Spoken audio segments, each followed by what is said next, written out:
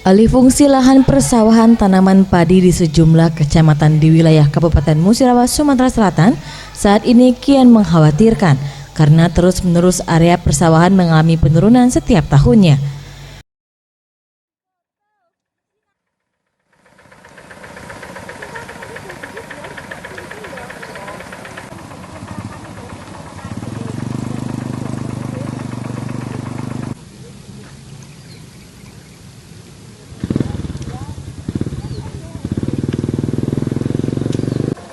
Mulai banyaknya para petani yang beralih fungsi tanaman padi tersebut, salah satunya lantaran persoalan keringnya area persawahan di beberapa kecamatan di Kabupaten Musirawas.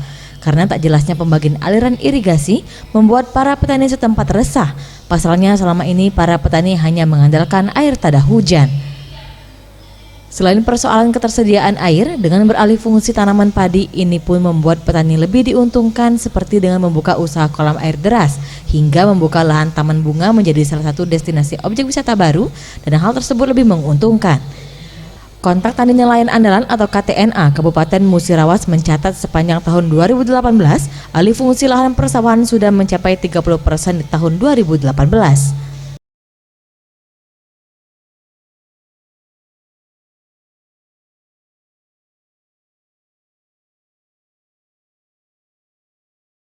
Pertanian.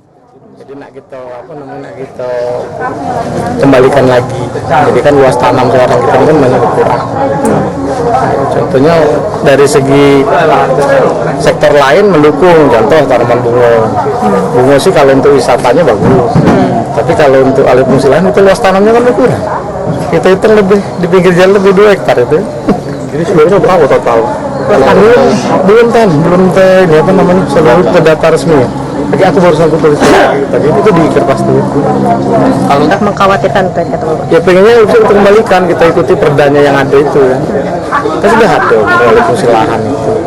Nah kita kembalikan lagi lahan yang memang samanya mau dibuat bangunan ya, kalau bisa kita ganti buat sawah yang di mana buat lagi. Jadi